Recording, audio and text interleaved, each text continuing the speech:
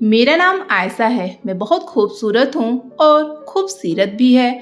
मगर मेरी उन तमाम खुशियों पर मेरी छोटी बहन एमन ने ग्रहण लगा दिया था। मैं भी प्यारी थी, लेकिन वो सबसे ज्यादा हसीन थी। लोग अक्सर कहते कि अगर एमन ना होती तो आयशा के हुस्न का कोई मुकाबला नहीं था। लोगों की यह बात मेरे दिमाग में अटक कर रह गई थी। मैं सोचती कि काश एमन ना होती तो कितना अच्छा होता। मैं स्कूल कॉलेज में हमेशा अच्छे नंबरों से पास होती थी। मेरे माँ बाप हमेशा मुझ पर फक्र करते थे और रिश्तेदारों को बड़े खुश होकर मेरे नंबरों के बारे में बताते थे कि हमारी बेटी बहुत ही अच्छे नंबरों से पास होती है। मगर अब एमन मेरी जगह लेने लगी थी, क्लास में फर्स्ट आने लगी थी। यहाँ भी उसने मुझे पीछे छोड़ दिया था। अब मेरा जगह बहुत पीछे चला गया था, बस हर जगह उसी का नाम लिया जाता था। मैं अक्सर सोचती थी कि काश या एमन कहीं दूर चली जाए, जहाँ उसके साथ मेरा कभी सामना न हो। आहिस्ता आहिस्ता मेरे दिल में उसके लिए इस कदर नफरत और गुस्सा भर गया था कि मैं उसके मरने की भी दुआएं मांगा करती थी। मैं अपने बड़े होने का फायदा उठाया करती थी, उसको बात बात पर डांटा करती, मगर न जाने वह भी किस मिट्टी की बनी हुई थी। मुझ पर जान देती थी, मेरी बहुत इज्जत करती थी। हर वक्त दीदी दीदी कहती हुई मेरे आगे पीछे घूमती रहती थी। मेरे लिए रिश्ते आने लगे थे। अब मैं खुश थी। चलो अच्छा है, एमन से जान छूटेगी। मेरे ससुराल में मुझे कोई एमन की मिसाल नहीं देगा, मगर यहाँ भी एमन मुझसे जीत गई।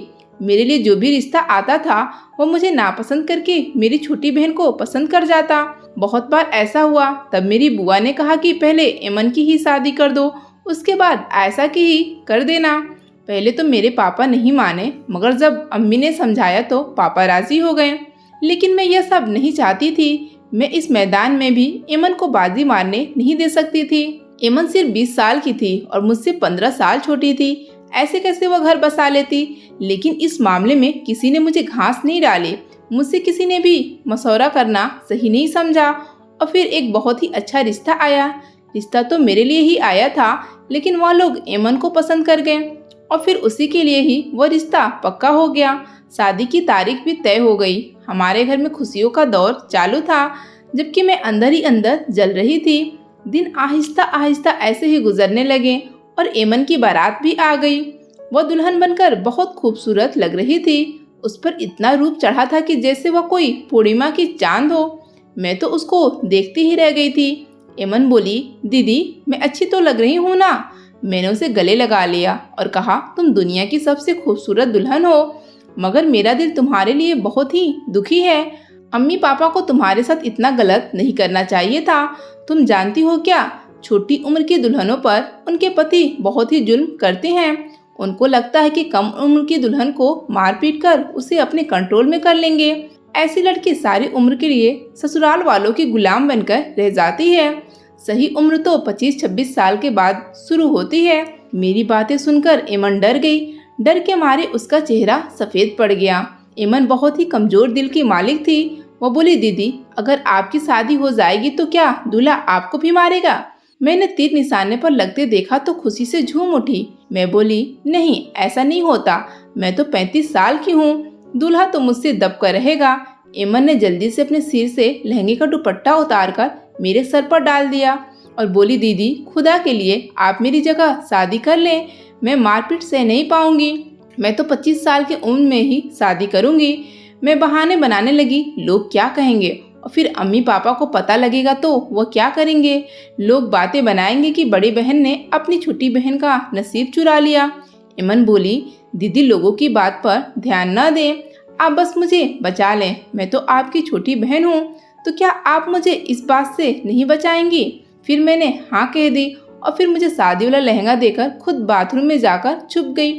फिर बारात आ गई और मेरी शादी रूहान से हो गई। मेरी तो खुशी का कोई ठिकाना ही नहीं था।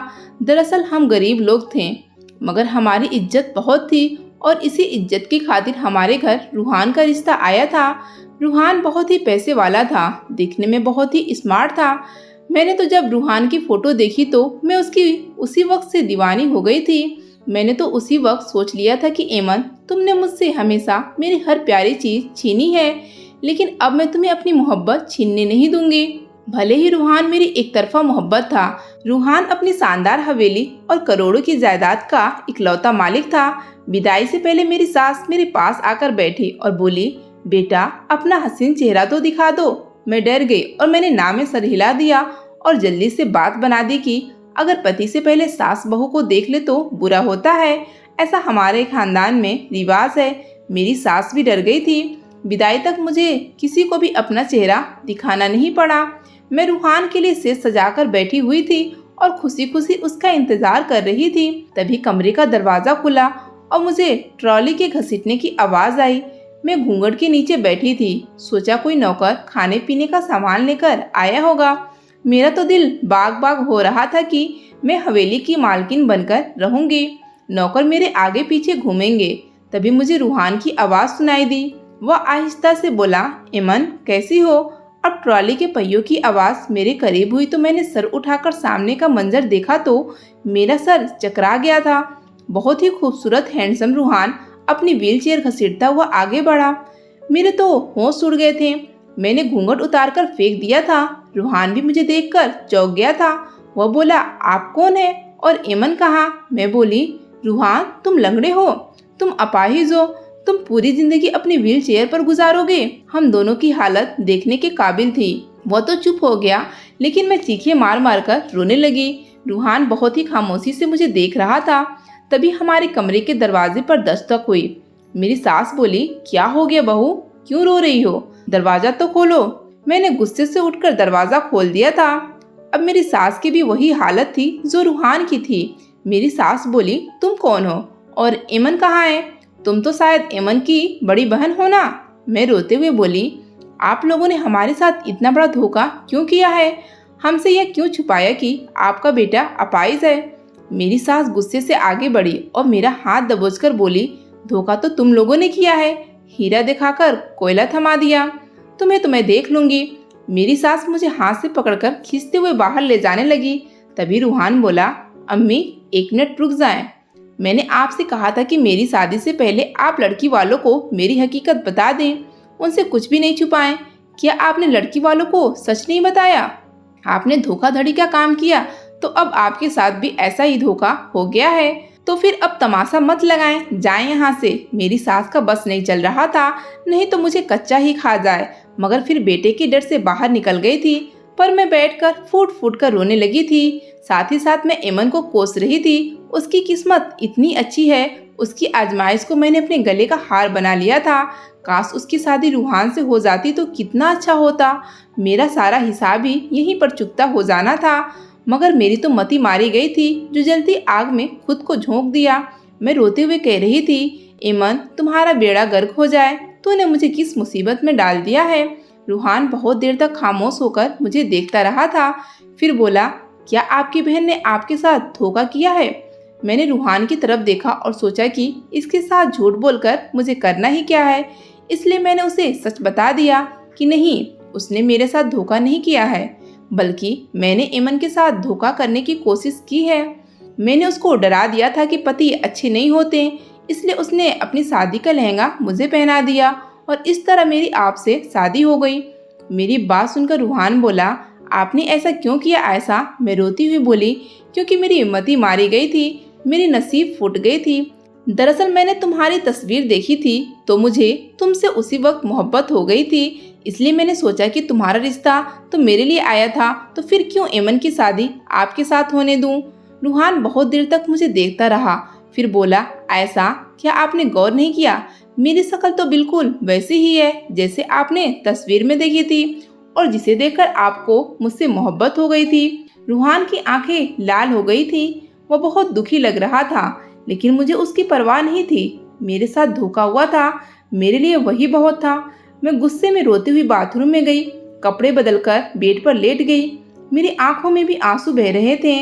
रूहान अभी व्हील चेयर पर बैठा हुआ था। रोते हुए पता नहीं कब मेरी आंख लग गई। सुबह हुई तो मेरी सास बोली, मैं तुम्हें अपने बेटे की जिंदगी से निकाल कर रहूंगी, तुम्हें इस घर में बसने नहीं दूंगी, मैं तुझे तलाक दिलवा कर ही रहूंगी। मैं भी गुस्से में बोली कि मैं भी आपके लंगड़े बेटे के साथ रहना नहीं चाहती, कल की बजाय आप मुझे अभी तलाक दिलवा दें। मैं इतना कहकर पलटी तो व्हीलचेयर पर रूहान को बैठा पाया। उसका चेहरा मेरी इंसल्ट करने पर लाल हो गया था।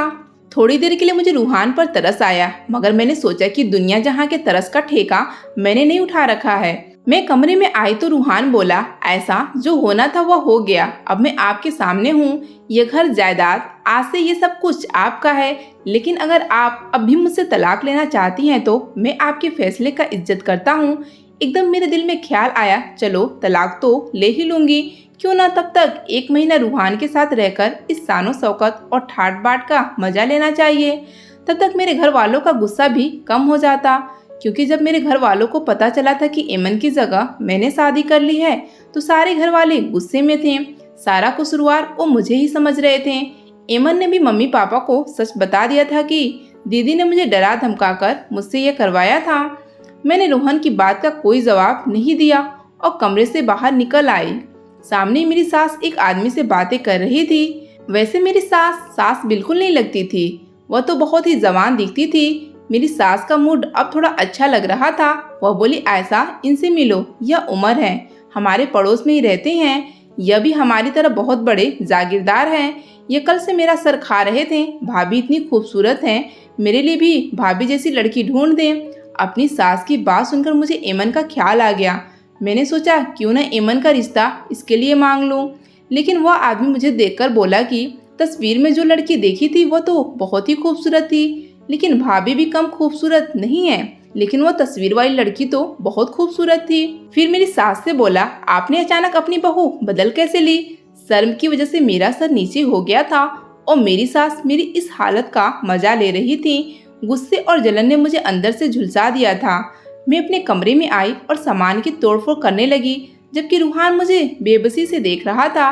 अब मैंने भी सोच लिया था कि एमन से उसका नसीब छीन कर ही रहूंगी। मैंने सोचा पहले उमर का और एमन का रिश्ता करवाऊंगी और फिर एमन को दुख देने के लिए, उसे तड़पाने के लिए मैं ये रिश्ता तोड़वा दूंगी। इसलिए मैंने आहिस्ता आहिस्ता उमर के साथ दोस्ती करनी शुरू कर दी। एक शाम मैंने उमर को लॉन में बैठे देखा तो जल्दी से उसके पास जाकर और बोली, आप अगर इजाजत दे तो मैं यहाँ बैठ जाऊँ? उमर ने मुस्कुराकर सर हिला दिया। मैं बैठ गई और रोने लगी। वो बौखला गया और बोला, भाभी क्या हुआ, आप रो क्यों रही हैं? मेरे रोने में और तेजी आ गई। मैं बोली, उमर आज के बाद मुझे भाभी मत कहना, मुझे इस रिश्ते से नफरत है। आप मुझे मेरे नाम से ऐसा कहकर बुला सकते हैं। उमर पहले तो हैरान हुआ, फिर बोला, ऐसा कहिए क्या हुआ आपको, आप रो क्यों रही हैं? मैं बोली, मेरे साथ बहुत बड़ा धोखा हो गया है, मैं इस तरह के अपाहिज इंसान के साथ जिंदगी नहीं गुजार सकती। उमर मुझे दिलासा देता रहा। मैं कमरे में गई तो रूहान मुझे बहुत ही गहरी नजरों से देख रहा था।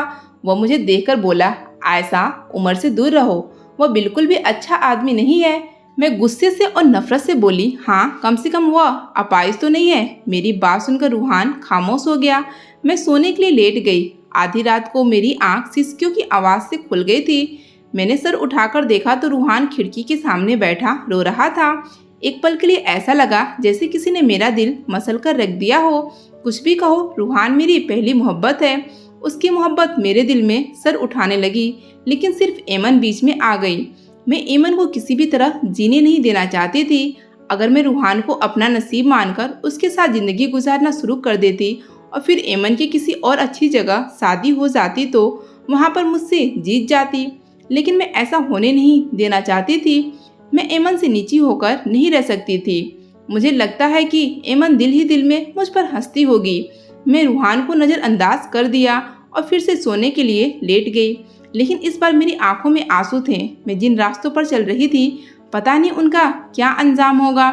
मेरी सास मुझसे बहुत बुरा सलूक करती थी, लेकिन मैं अपनी सास से बिल्कुल दबती नहीं थी। मैं भी मुंह पर ही जवाब दे देती थी।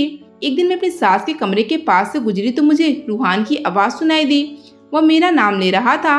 मैं एकदम रुक गई। रूहान बोला, मेरी बीवी के साथ बुरा बर्ताव मत किया करें, और मैं उसे वही इज्जत दिलाना चाहता हूँ जो एक बहू की होती है। मेरी सास गुस्से से बोली, वही बीवी जो तुम्हारा नाम लेना भी पसंद नहीं करती, जो तुम्हें अपाहिज अपाहिज कहकर पुकारती है। अरे मैं तो कहती हूँ इसको तलाक देकर चलता करो, मुझे डर है कि कहीं तुम्हें अपने जाल में न फंसा ले। तभी रूहान एकदम गुस्से से बोला, खबरदार, जो आज के बाद आपने आयशा के खिलाफ ऐसी जबान इस्तेमाल की वह अब मेरी बीवी है, मैं उसके बारे में कुछ गलत नहीं सुन सकता। मैं अपने कमरे में आ गई थी। थोड़ी ही देर में मेरे कमरे के दरवाजे पर दस्तक हुई। मैंने दरवाज़ा खोला तो दरवाजे पर उमर खड़ा था। उमर चेहरे पर मुस्कान सजाए मेरे सामने था। उमर बोला, अगर आपका मन हो तो कहीं घूमने के लिए चलें, लेकिन मैंने ना में सर हिला दिया। मैं बोली, मेरी तबीयत ठीक नहीं है। उमर मुंह लटका कर चला गया। रूहान के साथ मेरा जो रवैया था, मुझे अपने इस रवैये पर बहुत दुख हुआ था। मैंने किस तरह रूहान को बेइज्जत किया, उसे अपाहिज कहकर पुकारती रही, और रूहान ने अपनी माँ के सामने मेरी इतनी साइड ली थी।